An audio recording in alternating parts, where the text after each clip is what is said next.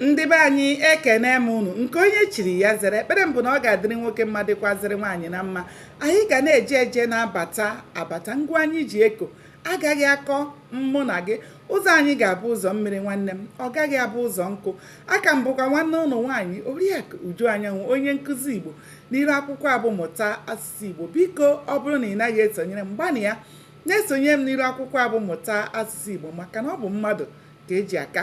Cheta na anyị ka nọkwa na nnyocha akwụkwọ abụ isi akwụ dara n'ala, na ebe anyị kwụsịrị bụ ebe Chike na-enwe aṅụrị na ọgụ ebiela ya wee bụrụ onye dị ndụ n'ala ndị dị ndụ. Chike tinyere isi n'Ọka wee gaba n'ebe o nwere ụlọ na Ọka. Oge o ruru ebe ahụ, ọ bụrụ na ndị soja ka bi n'ụlọ ya ahụ, o nweghị ọnụ ụlọ dị efe nke na ha ji ebe ọ na-anabata ndị ọbịa wee mere usekwu ebe ha na-esi nri. Chike wee kpagharịsịa wee fụ na o nweghị ebe ga-aba ya.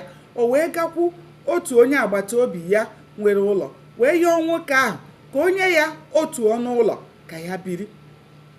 Nwoke ahụ wee jụọ ya ma ọ bụ ya na Ada ga-ebi na ụlọ ahụ. Chike wee sị ya mba, na ọ bụghị ya na Ada. Nwoke ahụ wee sị ya na ya ma ihe ya ji ajụ ya, maka na ya achọghị ka Ada bata n'ụlọ ya. Ọzọ bụkwa na ya achọghị ka nwunye ya mụta akparamagwa Ada na-akpa.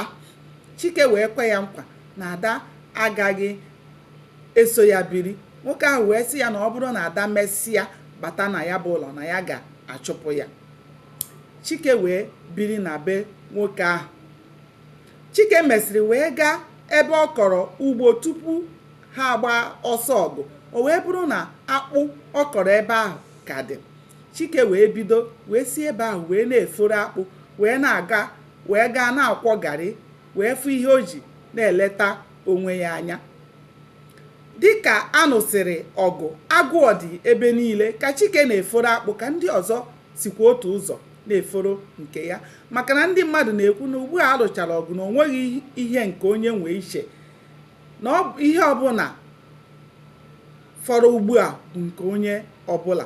Otu a ka ọ dịkwa na ọkụkọ ndị mmadụ nwebu mbụ, o nweghịzi onye hụbara nke ya ama.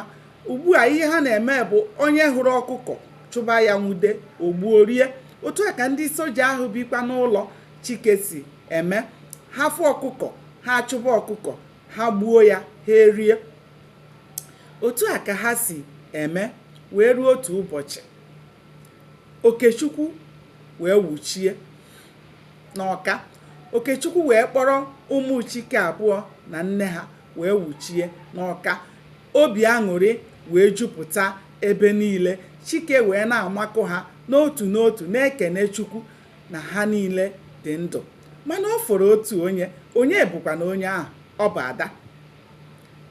Mana o nweghị onye chọrọ ịma.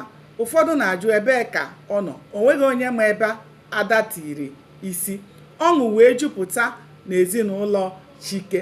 Nne ya na-aṅụ ọṅụ, ụmụ Chike na Okechukwu na-aṅụ ọṅụ. Oge ụfọdụ ndị soja na-anasị, ụfọdụ bukọrọ ma ụgbọala nke bụ nke ha ma ihe abụghị nke ha. Mana naanị ihe Okechukwu ji bata bụ igbe akwa ya na igbe Chike bunyere ya. Igbe Chike tinyesịrị ihe dị mkpa o bu wee na oge ọ bịara kpọrọ nne ha na ụmụ Chike.